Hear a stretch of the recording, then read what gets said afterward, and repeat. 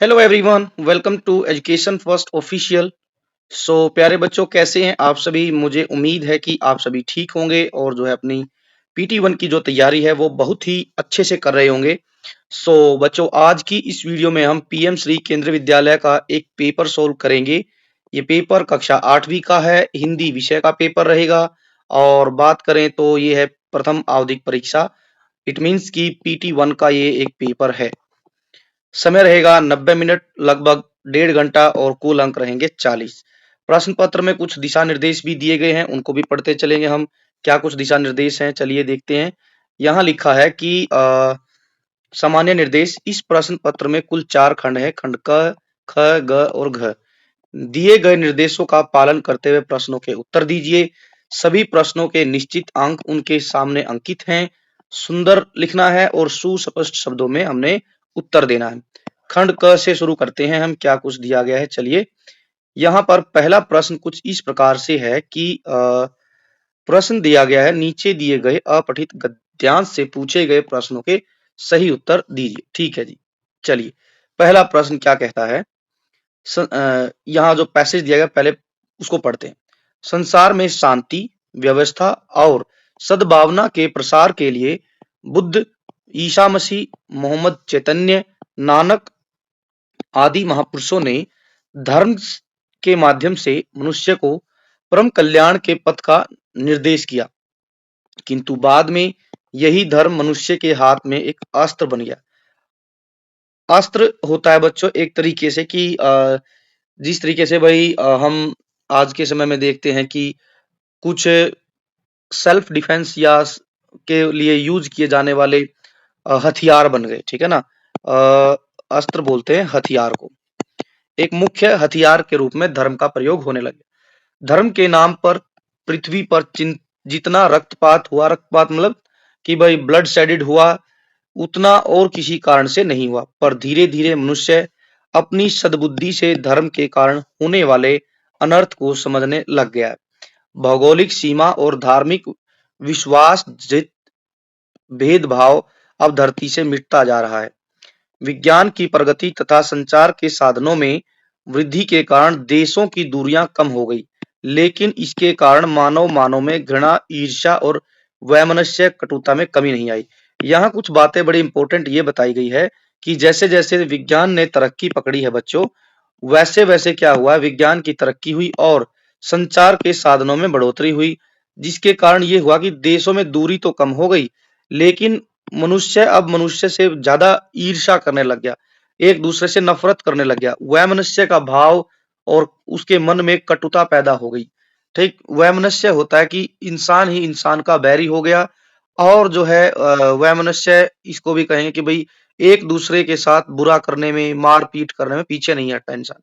मानवीय मूल्यों के महत्व के प्रति जागरूकता उत्पन्न करने का एकमात्र साधन है शिक्षा का व्यापक प्रसार। आगे ये बताया कि यदि हमें लोगों में मानवीय मूल्य बढ़ाने हैं, ठीक है, मोरल वैल्यूज बढ़ानी है, तो उसका एक ही माध्यम है कि हमें अपने समाज में ज्यादा से ज्यादा लोगों को एजुकेटेड करना पड़ेगा। ये इस पैसेज का मूल जो है सार है। कुल मिलाकर पहले तो बताया कि धर्म धर्म को बढ़ावा दिया, और धर्म का बढ़ावा दिया गया ताकि लोग जो है शांति से रहें, एक दूसरे के प्रति सद्भाव से रहें और समाज में व्यवस्था बने। इसलिए जो है लोगों ने धर्म का बढ़ावा किया था। लेकिन क्या हुआ कि कुछ लोगों ने इसका गलत प्रयोग किया। ठीक है, मनुष्य के कल्याण के लिए जो है धर्म को बढ़ाया गया, लेकिन कुछ लोगों ने उसे हथियार बना लिया, एक ढाल के तरीके से यूज किया, और लोगों का जो है एक दूसरे को धर्म के नाम पर लड़ाई झगड़ा करा के और खुद जो है आराम से बैठ गए। तो ये कुछ बातें बताई गई। पहला प्रश्न है यहाँ पर, मनुष्य अंध धर्म के कारण होने वाले अनर्थ को कैसे समझने लगा है। मनुष्य अंध धर्म के कारण, अंध धर्म मतलब कि आपने देखा होगा ना कि अक्सर कुछ लोग हमारे समाज में ऐसे होते हैं कि किसी भी बात को आंख बंद करके बड़ी आसानी से मान लेते हैं। ठीक है, वो अपना दिमाग भी नहीं लगाते। ठीक, तो जैसे यहाँ बताया है कि संतों के अनुभव से, वर्ण भेद से, ईर्ष्या, घृणा, वैमनस्य और कटुता से उन्होंने जो है वे लोग अनर्थ को समझने लगे हैं अपनी सद्बुद्धि से। तो यहाँ जो है हम कहेंगे कि आज के समय में क्या हुआ है कि जैसे-जैसे लोग शिक्षित हुए हैं, एजुकेटेड हुए हैं, तो लोगों में तर्क शक्ति जो है बढ़ गई है। ठीक है? लॉजिकल या रीजनिंग पावर, लॉजिकल पावर बढ़ गई है, क्योंकि शिक्षित हो गया है, लोगों को पता चल गया अच्छा क्या होता है, बुरा क्या होता है। ठीक है? इसी के कारण अपनी सद्बुद्धि और अपने विवेक का प्रयोग कर विवेक मतलब अपनी समझ का प्रयोग करके लोग जो है आज क्या करते हैं, अनर्थ और अर्थ को समझने लग गए हैं। ठीक है? आज ऐसे नहीं है कि लोग आँख बंद करके ही विश्वास कर लें। तो पहले का आंसर होगा डी। दूसरा है विज्ञान की प्रगति और संचार के साधनों का जो वृद्धि हुई है, उसका परिणाम क्या हुआ है? यहाँ बताया गया था कि जब से विज्ञान जो है हमारे बीच में बढ़ा, तकनीकें बढ़ी, तो उससे क्या हुआ कि लोग आपस में तो आ गए, लोग जो है देशों के बीच दूरियां तो कम हो गई, लेकिन कुछ चीजें बढ़ गई, जैसे एक दूसरे के प्रति घृणा, नफरत, कड़वाहट पैदा हो गई। यहाँ ऑप्शन क्या दिए गए हैं? देशों में दूरियां बढ़ गई, गलत। यहाँ बताया गया है कि देशों में दूरियों में कमियां आ गई, दोनों से ही दूरियां घटने बढ़ने लगी, नहीं। ये है कि जब से विज्ञान ने प्रगति की है, संचार के साधन बढ़े हैं, तब से क्या हुआ है, देशों के बीच में दूरियां घट गई है। अब आगे है, देश में आज कौन सी समस्या है? नफरत की, वर्ण भेद की, सांप्रदायिकता की, शिक्षा न मिलने की। अब देखो, अब यहाँ बच्चों हम कह सकते हैं कि आज देश में क्या है कि देखो, पहली बात तो यहाँ बताई, विज्ञान की प्रगति और संचार के साधनों का विकास होने से देशों के बीच में दूरियां कम होगी, लेकिन अब दूरियां कम हुई हैं, लेकिन लोगों में कुछ चीजें बढ़ी, घृणा, ईर्ष्या और वैमनस्य। मानवीय मूल्यों के महत्व के प्रति जागरूक करने का एकमात्र साधन है शिक्षा का व्यापार। ठीक है? तो यहाँ हम कह सकते हैं कि देखो, कौन सी समस्या है देश में, आज कौन सी समस्या है? तो देखो, ये सारी जो समस्या है, नफरत, वर्ण भेद, सांप्रदायिकता, ये सब उन लोगों का काम है जो अनपढ़, गँवार लोग होते हैं। ठीक है? यदि सबको शिक्षा मिलने लग जाए ना, उचित शिक्षा की व्यवस्था नहीं है आज, क्योंकि पता है ना, यदि लोगों को सही शिक्षा दे दी गई, तो लोग जो है अच्छे और बुरे में फर्क करना शुरू कर देंगे ना। लोगों को शिक्षा ही एक ऐसी चीज है जो अच्छे बुरे की पहचान कराती है। ठीक, तो हम इसमें कह सकते हैं कि आज देश में कौन सी समस्या है? सांप्रदायिकता नहीं, वर्ण भेद नहीं। यहाँ जो लिखा होगा कि जैसे यहाँ लिखा है,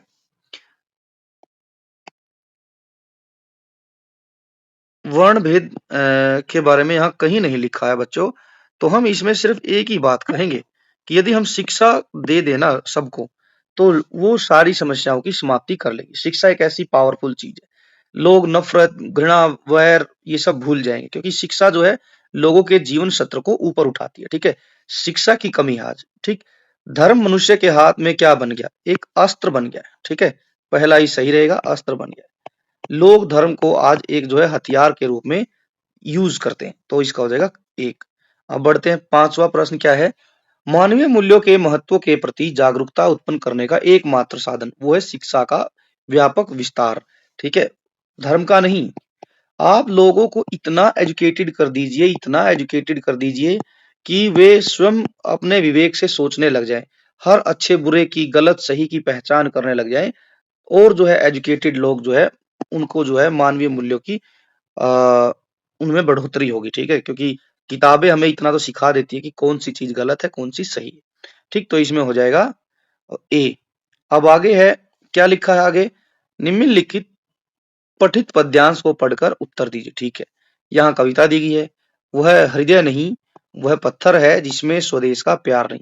ये बच्चों हमारी कविता है जो, जिसका नाम है स्वदेश, उससे वही है ये, जो जीवित जोश जगा न सका, उस जीवन का कुछ सार नहीं, जो चल न सका संसार के संग, उसका तो यह संसार नहीं, जिसने साहस को छोड़ दिया वह पहुंच सकेगा पार नहीं, जिससे न जाति उद्धार हुआ होगा उसकी उद्धार नहीं, उसका जो भरा नहीं है भावों से बहती जिसमें रसधार नहीं, वह हृदय नहीं, वह पत्थर है जिसमें स्वदेश का प्यार नहीं।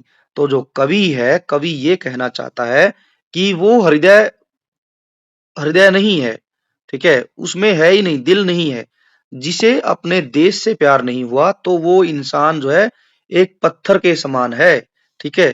क्यों? क्योंकि भाई जिसमें अपने देश के प्रति भाव पैदा नहीं होते हैं, देश की चीजों पर उसे गर्व नहीं होता है, मान नहीं है, अपने देश की चीजों पर, संस्कृति पर, अपने देश की ज्योग्राफी पर, इतिहास पर प्यार नहीं है, मर मिटने को तैयार नहीं है, तो वो पत्थर के समान है, ठीक है। और जैसे ही देश प्रेम की बात आती है तो उसमें देश प्रेम की धारा फूट पड़नी चाहिए, ठीक है। अपने देश के लिए उसमें भाव उत्पन्न होने चाहिए, वीर रस एकदम से उछाल हो जाना चाहिए जैसे देश की बात आए, ठीक है। तो ये सब बातें यहाँ बताई गई है। अब बढ़ते हैं कविता में, देखते हैं प्रश्न क्या पूछे गए। यहाँ लिखा है कि निम्नलिखित प्रश्नों के लिए सही उत्तर दीजिए। कुछ प्रश्न के एक से अधिक उत्तर भी हो सकते हैं, ठीक है। वह हृदय नहीं पत्थर है, हम हैं जिसके राजा रानी। इस पंक्ति में हम शब्द किसके लिए आया? अरे भाई, हम आया है जो ये देश के समस्त नागरिक हैं, छोटे छोटे बच्चे, बुजुर्ग, जवान, ये सभी के लिए। हम जो है देश के नागरिकों के लिए, ठीक। तो यहाँ है देश के समस्त नागरिकों के लिए हम यूज हुआ है। कविता के अनुसार कौन सा हृदय पत्थर के समान है? ऐसा हृदय जिसमें देश के प्रति भाव नहीं उमड़ते हैं, ठीक है, देश प्रेम का भाव नहीं हो जिस हृदय में, ठीक है, जिसमें साहस की कमी हो, जिसमें स्नेह की भाव नहीं है, जिसमें देश प्रेम का भाव नहीं, तो उत्तर हो जाएगा जिस हृदय में देश प्रेम का भाव नहीं है वह हृदय पत्थर है। पद्यांश में से संसार का पर्यायवाची होता है दुनिया, ठीक है। समता, समता तो बोलते हैं इक्वालिटी को, समानता, सम्मान और स्वागत, ये इनका अक्सर विलोम पूछा जाता है, सम्मान अपमान, ठीक है। आगे चलते हैं, अब क्या दिया गया देखते हैं। अब है खंड ख। खंड ख में क्या लिखा है? व्याकरण परिचय है, ठीक है। अ उपसर्ग से दो शब्द बनाओ, ये तो बहुत आसान हो गया। अ से हम लिख सकते हैं अदृश्य और अलभ्य, ठीक है, और अगम, अचल, ये सब अ से बने हुए। 9 2 11 होना, 9 2 11 होना का मतलब होता है भाग जाना। वाक्य आप बना ही सकते हैं कि चोर जो है पुलिस को देखते ही 9 2 11 हो गया, ठीक है। इस तरीके से हम लिखते हैं। दार प्रत्यय से दो प्रत्यय जो होता है बच्चों, प्रत्यय जुड़ता है पीछे, ठीक है। तो हम लिखेंगे दुकानदार, ठीक है, दुकानदार हो गया। और पेड़ होते हैं फलदार, ठीक है, दुकानदार, फलदार, ठीक है, दो हो गए। द्वंद्व, द्वंद्व में क्या होता है कि जिसके बीच में जो है योजक चिन्ह का प्रयोग होता है, ठीक है, उसको द्वंद्व समास बोलते हैं। तो बहुत सारे उदाहरण इसके, सुख दुख, लाभ हानि, लाभ हानि, गर्मी सर्दी, और भी आप ढेर सारे लिख सकते हैं। बस ये ध्यान रखना है कि उसमें योजक चिन्ह आना चाहिए। एक होता है माता पिता, गुरु शिष्य, ये सब जो है द्वंद्व समास के उदाहरण है। आगे है क्या लिखा है कि अब है भैया प्रश्न उत्तर। निम्नलिखित प्रश्नों के उत्तर दीजिए। दो दो अंक के प्रश्न है। आप किसी को आशीर्वाद देना चाहते हो तो आप किस ओर के आशीर्वाद देंगे और क्यों? तो देखो, इसमें बच्चों आपसे पूछा गया है, ठीक है, कि आप किस तरीके के आशीर्वाद देंगे और किसे देंगे, ठीक है। तो हम इसमें जो है लिखेंगे कि देखो, हम अभी इतने बड़े तो हुए नहीं है कि हम किसी को आशीर्वाद दे सकते हैं। हाँ, ये है कि हम आशीर्वाद किसको दे सकते हैं। पहली बात तो समस्या यही है हमारे पास, हम छोटे भाई बहन को आशीर्वाद दे सकते हैं, ठीक है, पहली बात। या फिर कोई हमारा दोस्त है, ब्लेस तो कर सकते हैं ना, कि जैसे हम अक्सर बोलते हैं गॉड ब्लेस यू, है ना, इस तरीके का। लेकिन यहाँ पूछा है कि आप किस और जो है किसको आशीर्वाद देंगे, तो मैं अपने छोटे भाई बहन और दोस्त को आशीर्वाद दूंगा, ठीक है, ये हो जाएगा। क्या दूंगा आशीर्वाद में? मैं कहूंगा कि आप स्वस्थ रहें, आप स्वस्थ रहें, लंबी उम्र हो, लंबी उम्र हो, और क्या लिखें, जीवन में, जीवन में तरक्की प्राप्त करें, कुछ इस तरीके के, ठीक है, आशीर्वाद दूंगा, ठीक। तो ये हम यहाँ पर लिखेंगे। क्यों देंगे ये आप बता देंगे कि भाई आप अपने भाई बहन को जो क्यों आशीर्वाद देना चाहते हैं, तो हम लिखेंगे भाई क्योंकि मैं उसकी शुभ चिंतक हूँ, है ना, क्योंकि मैं मेरे भाई का बड़ा शुभ चिंतक हूँ। शुभ चिंतक मतलब होता है जो कि किसी की अच्छे की चिंता करता है। ठीक है, आगे है, लेखक के घर में चिड़िया ने अपना घोंसला कहाँ बनाया? उसने वही घोंसला क्यों बनाया? देखो, बात थी चिड़िया रानी की, है ना, दो हमारा जो चैप्टर है गौरैया वाला, तो उसमें क्या था, चिड़िया जो है वो पंखे के जो ऊपर है वो घर बना लेती है, घोंसला पंखे पर, पंखे के ऊपर, ठीक है, घोंसला बनाती। क्यों बनाती वही? क्योंकि उसे वही जगह क्या लगी, सुरक्षित लगी। ठीक है, क्योंकि चिड़िया को वही जगह सबसे ज्यादा सुरक्षित लगी। तो इसीलिए क्या हुआ कि चिड़िया रानी ने क्या किया, पंखे के ऊपर घोंसला बनाया। अब बात करते हैं हम तीसरे प्रश्न की। तीसरे प्रश्न में क्या लिखा है कि स्वदेश जो कविता है उसमें देश प्रेम के लिए बहुत सी बातें कही गई है। तो आप देश प्रेम से क्या समझते हैं? तो बड़ा अच्छा प्रश्न है। चलिए इसका हम उत्तर लिखते हैं कि देश प्रेम से हम क्या समझते हैं।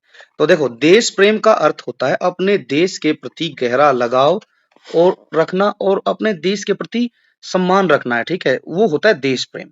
तो मैं यहाँ लिखूंगा कि देश प्रेम, देश प्रेम का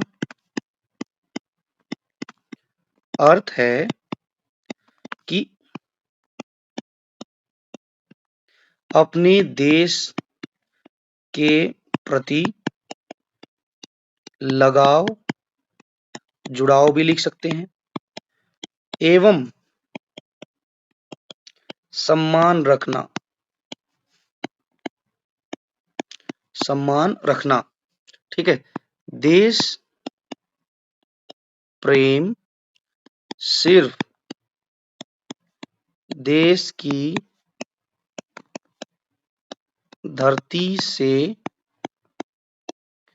नहीं बल्कि देश के, देश की संस्कृति, देश की संस्कृति और देश की संस्कृति हो गई। इसके बाद हम कह सकते हैं देश की जो प्राकृतिक संसाधन है, प्राकृतिक संसाधन एवं प्रत्येक नागरिक का सम्मान करना।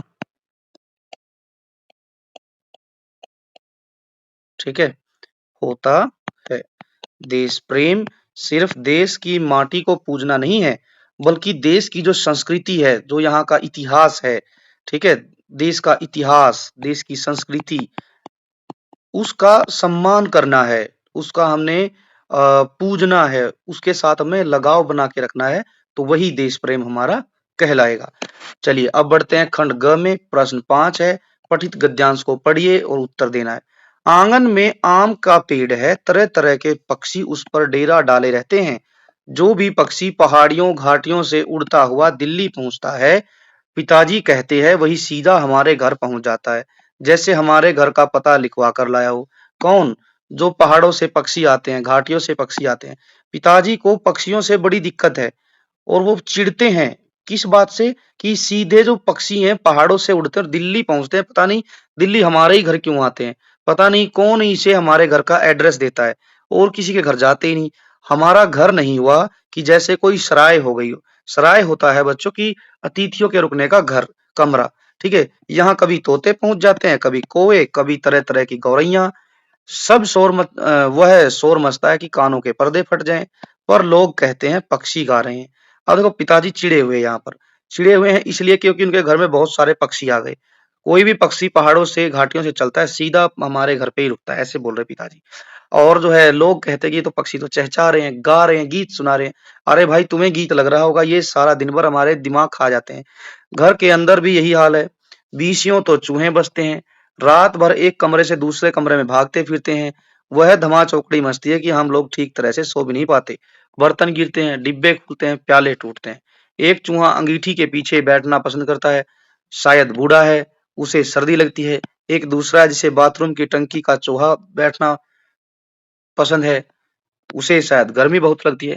बिल्ली हमारे घर में रहती तो नहीं, मगर घर उसे भी पसंद है, वह भी कभी-कभी झाँक जाती है। तो मतलब कुल मिलाकर हमारा जो घर है, हम कहें कि घर नहीं है वो तो मेहमानों का अड्डा हो गया। और मेहमान भी कौन से? यही सब पशु-पक्षी, जैसे यहाँ वर्णन किया है कि बीसियों तो क्या है? बीसियों तो चूहे हैं, ठीक है? और इसके अलावा और भी हैं, पक्षी भी आते हैं और बिल्ली भी आ जाती है कभी-कभार इधर-उधर से, रहती नहीं है हालाँकि, लेकिन इधर-उधर से आ जाती ताक-झाँक करने के लिए कि हमारे घर में क्या चल रहा है। अब देखो, कहानी में घर का असली मालिक किसे कहा गया है? माँ, पिताजी जो को जिनका वह मकान है।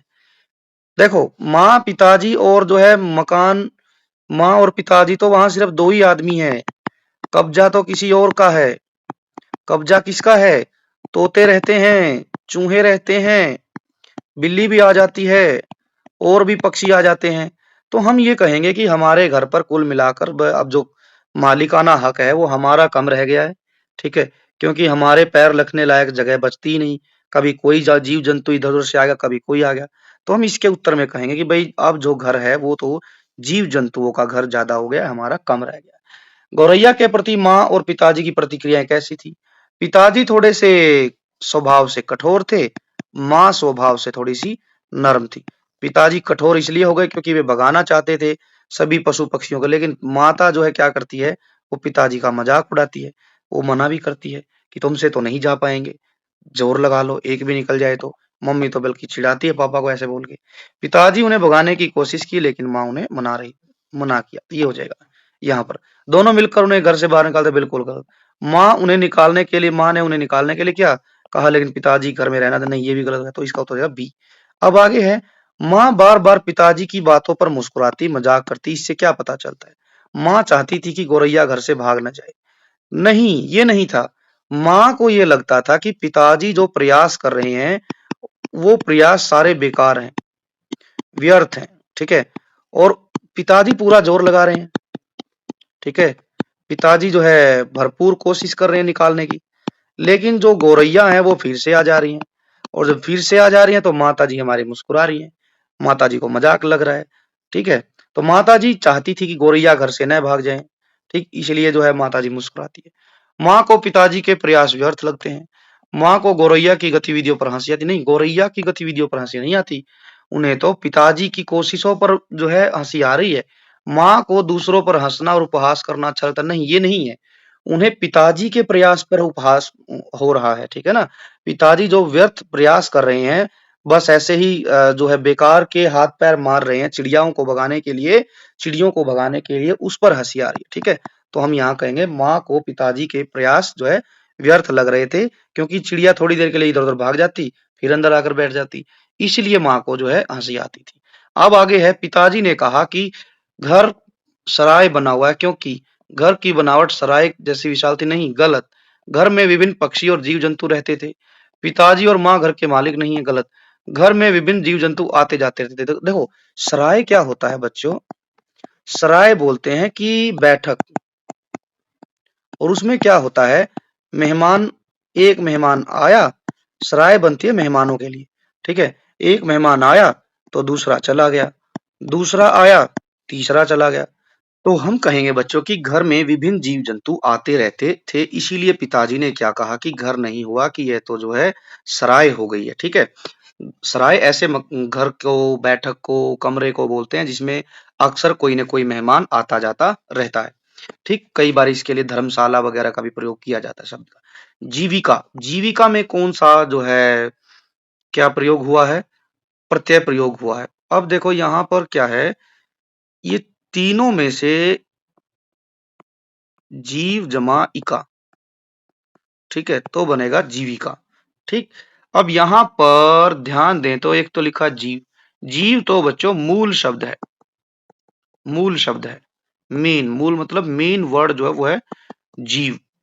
अभी विका, विका गलत हो गया।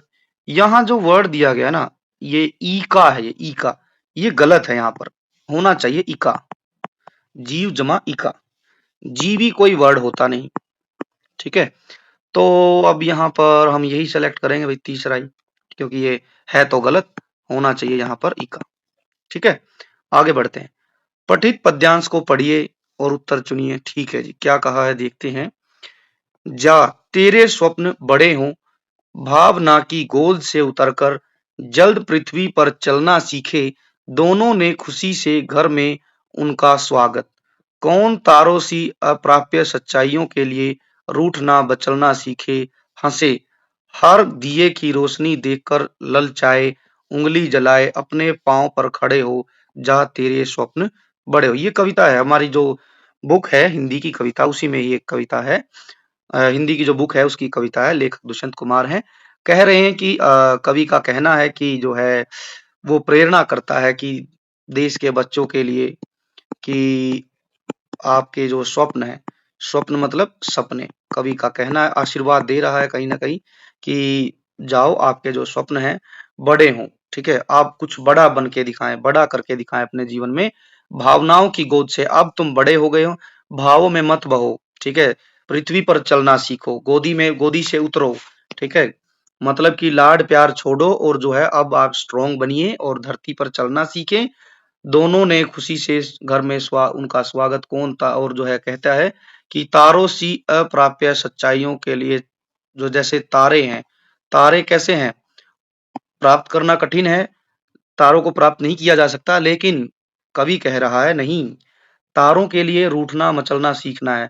अब वो नहीं कि हम बात करें कि भाई मेले में गए और एक ट्रैक्टर के लिए रो रहे हैं, ठीक है, और या एक रिमोट वाली कार के लिए रो रहे हैं, जेसीबी खरीदने के लिए, लाओ मम्मी जेसीबी खरीद के दिलवा दो, रिमोट वाली कार। अब इन सबसे ऊपर उठो, तारों की जिद करो, जो आसमान में तारे हैं उनको छूना है, उनको पकड़ के लेके आना है। तारों का मतलब है यहाँ पर कि बड़े बड़े स्वप्न लेने हैं, उनको उनके लिए मचलना है, रूठना है। हर दिए की रोशनी देख ललचाएं, दिए की रोशनी का अर्थ हो जाएगा यहाँ पर कि जो लोग कामयाब हो रहे हैं, जो सपने जी रहे हैं, उनके लिए आप भी ललचाएं।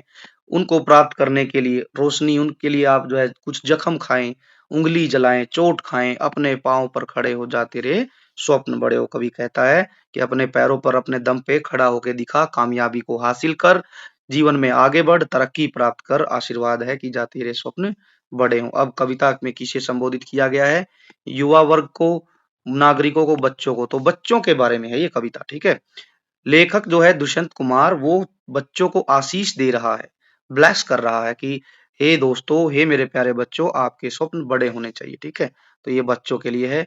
तेरे स्वप्न बड़े हों का स्वप्न का मतलब है कि कल्पना की उड़ान भरना, आकांक्षाएं और रुचि रखना, ये उत्तर होगा। नहीं नहीं नहीं, तेरे स्वप्न बड़े हों, बड़े स्वप्न की बात है कि बड़े लक्ष्य निर्धारित हों, बहुत सी उपलब्धि पाना गलत। आकांक्षाएं और जो है रुचियां रखना, रुचियां ही नहीं रखनी है। आकांक्षा का मतलब होता है उम्मीद, उम्मीद नहीं, स्वप्न है यहाँ पर, लक्ष्य की बात हो रही है। किसकी बात हो रही है, लक्ष्य की। ठीक, लक्ष्य के प्रति समर्पित होने की बात हो रही है यहाँ पर, तो बड़े लक्ष्य की प्राप्ति की बात है। उंगली जलाएं, उंगली जलाना का अर्थ है कि चुनौती को स्वीकार करना, प्रकाश का प्रसार करना, या अग्नि नहीं, ये है उंगली जलाएं। उंगली जलाएं का अर्थ होता है कि आप जो है अब बच्चे नहीं रहे हैं, छोटे बच्चे नहीं हैं, अब आप बड़े हो गए हैं। चुनौतियों के सामने डट कर खड़े रहें, अड़ जाएं। ठीक है, डट कर खड़े रहें, चुनौतियों का अड़कर सामना करें, अड़े रहें चुनौतियों के सामने। ठीक है, आगे है, कविता में किसे संबोधित किया गया है, फिर से आ गया है, यहाँ कहा है उंगली जलाएं, अग्नि, उंगली जलाने का तात्पर्य है चुनौतियों को स्वीकार करना, अग्नि के ताप का अनुभव करना गलत हो गया। अपने पांव पर खड़े होने का क्या अर्थ है, अपने पांव पर खड़ा होना नहीं, अपने पांव पर खड़े होने का मतलब है बच्चों आत्मनिर्भर बनना। ठीक है, समझे, डिपेंडेंट नहीं रहना, अब इंडिपेंडेंट बनना है। ठीक है, तो ये हो जाएगा इसका उत्तर चौथा। संसार में कुल कितने महाद्वीप हैं, महाद्वीपों की बात आ गई। अरे वाह, गजब हो गया। पहला तो है बच्चों एशिया, फिर है अफ्रीका, ये भी हो गया। इसके बाद है यूरोप, इसके बाद है अमेरिका। कौन सा, उत्तरी अमेरिका, अमेरिका। ठीक, दक्षिणी अमेरिका, ये हो गया। फिर क्या बच गया? ऑस्ट्रेलिया। ऑस्ट्रेलिया हो गया। ठीक, कितने हो गए भाई? 1 2 3 4 5 6। अमेरिका लिख देते हैं। अब अंत में एक बच गया जिसका नाम है अंटार्कटिका। ये हमेशा बर्फ से ढका रहता है, ठीक है। जैसे हमारी अर्थ ऐसे है तो हमारी अर्थ में नीचे वाली साइड में रहता है। अंटार्कटिका बर्फ से ढका रहता है, ठीक। यहाँ पर ऑस्ट्रेलिया है, लगभग इधर आप देखेंगे अर्थ में ऐसे, इधर उत्तरी अमेरिका, दक्षिण अमेरिका, यूरोप ऊपर वाले हिस्से में, यहाँ पर जो है साउथ अफ्रीका, अफ्रीका कॉन्टिनेंट है, इधर जो है हमारा एशिया। तो ये लगभग 7 जो है महाद्वीप, 7 महाद्वीप हो गए। आगे बढ़ते हैं, आगे क्या कहता है जी। अब है खंड ग।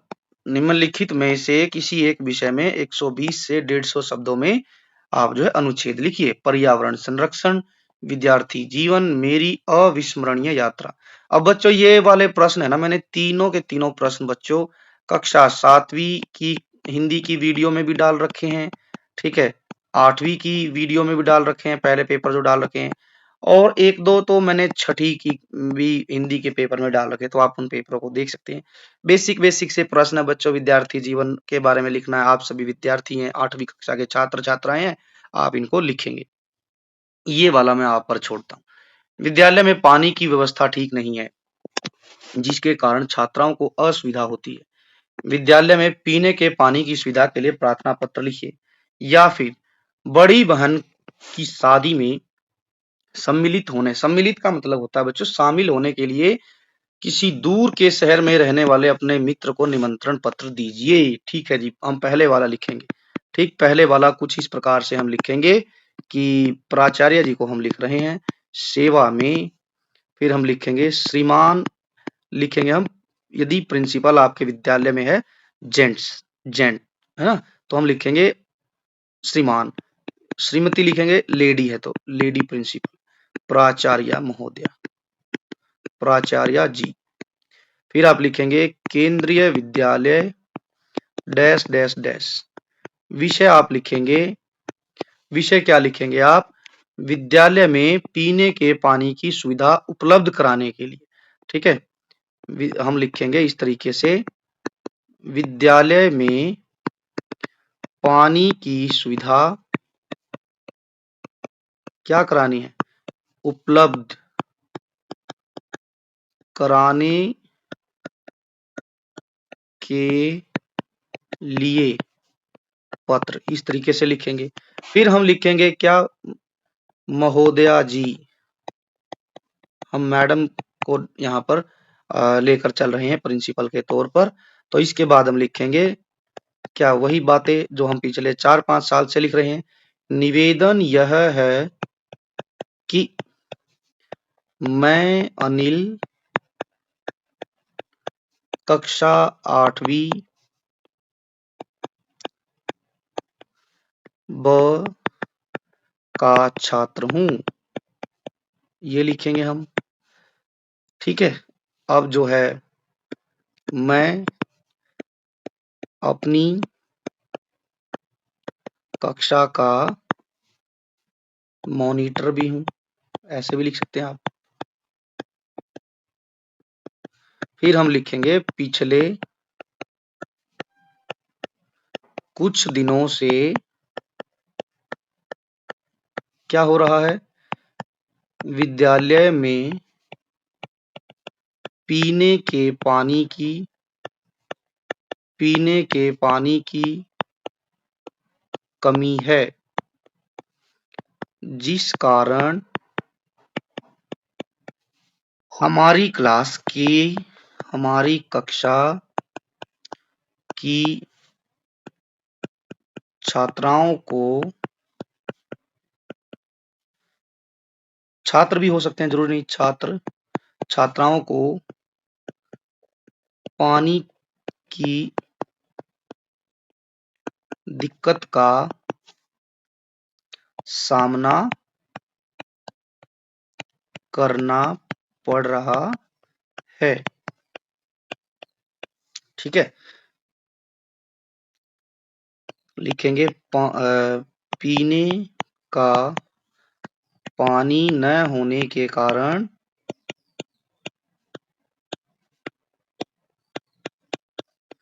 बच्चे प्यास से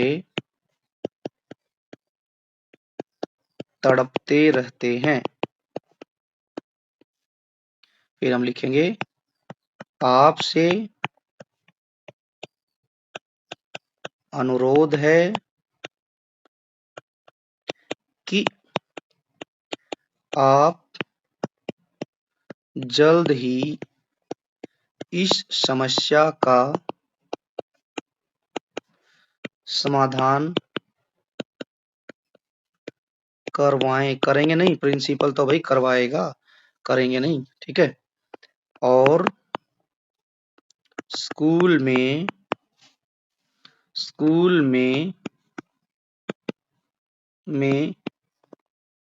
अब बच्चों यहाँ पर ना थोड़ा सा रंग चेंज करते हैं, व्हाइट ले लेते हैं। स्कूल में पानी उपलब्ध करवाएं, ठीक है। फिर हम लिखेंगे आपका बहुत बहुत धन्यवाद, ठीक है।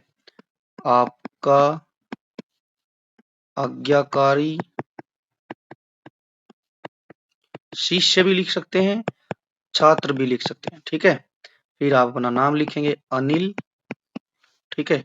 और कक्षा 8वीं जो भी है अब, ठीक है। अनिल मॉनिटर भी लिख सकते हो आप, कक्षा 8वीं पर। तो कुछ इस तरीके से फॉर्मेट बनाकर बच्चों आप लिखेंगे। बहन की शादी के लिए लिखना है, पहले तो आप अपना एड्रेस लिखेंगे, ठीक है ना, कि पता, ठीक है, क ख ग नगर, ठीक है, क ख ग नगर। ये नहीं लिखना तो पते में आप लिखेंगे नगर हो गया, और फिर आप लिखेंगे जिला, ठीक, जिला आप लिख देंगे अब न अब स, ठीक। फिर आप लिखेंगे, क्या लिखेंगे कि प्रिय मित्र, ठीक है, प्रिय मित्र दिनेश, ना प्रिय मित्र दिनेश सादर नमस्ते, ठीक। फिर आप लिखेंगे आगे कि आपको जानकर यह खुशी होगी कि अगले सप्ताह मेरी बड़ी बहन की शादी है, ठीक है। और जो है मैं इस अवसर पर आपको और आपके पूरे परिवार को, या फिर हम लिखेंगे आपको और मैं चाचा चाची को, ठीक है, सपरिवार इस शादी समारोह में आमंत्रित करता हूँ, ठीक। और जो है मुझे बड़ी खुशी होगी कि आप समय पर पहुँचकर शादी में शामिल होंगे, तो मुझे बड़ी खुशी होगी, ठीक है। और जो है फिर आप लिखेंगे आशा करता हूँ कि आप ज़रूर, ज़रूर, ज़रूर जो है शादी में उपस्थित होंगे। चाचा-चाची को मेरा नमस्ते कहना, आपका प्रिय दोस्त अनिल। तो इस तरीके से आप यहाँ पर लिख सकते हैं, कुछ ऐसे आप बना सकते हैं। तो ये था बच्चों हमारा कक्षा 8वीं का 8th का हिंदी का पेपर। आई होप कि आप लोगों को ये समझ आया होगा। यदि वीडियो अच्छी लगी है तो वीडियो को लाइक कीजिए, ज़्यादा से ज़्यादा आप अपने दोस्तों के साथ शेयर कीजिए, और साथ ही साथ आप जो है बेल आइकन को भी प्रेस कीजिए, सो दैट नेक्स्ट वीडियो का नोटिफिकेशन आपको सबसे पहले मिल सके। और वन मोर इंटरेस्टिंग फैक्ट बच्चों, जो ये प्लेलिस्ट है, प्लेलिस्ट में हमने जो है ऑलरेडी लगभग एक पेपर साइंस का डाल दिया है, साथ ही आज ये हिंदी का हो गया है, इसके अलावा इंग्लिश का पेपर हमने डाल रखा है। जल्द ही आप लोगों के लिए मैथ्स और एसएसटी के पेपर भी अवेलेबल कराए जाएंगे, संस्कृत का पेपर भी होगा, एआई का पेपर भी होगा। तो इन सभी पेपर्स के लिए आप जो है वीडियो को लाइक कीजिए, ज़्यादा शेयर कीजिए, चिंता नहीं करनी है, आप लोगों के लिए बैठे हैं बच्चों, फुल हेल्प रहेगी हमारी तरफ से। बस आप लाइक कीजिए और जो है सब्सक्राइब कीजिए, आपका एक-एक सब्सक्राइबर हमारे लिए बहुत ज़रूरी है। मिलेंगे नेक्स्ट वीडियो में, thanks for watching, take care and bye-bye.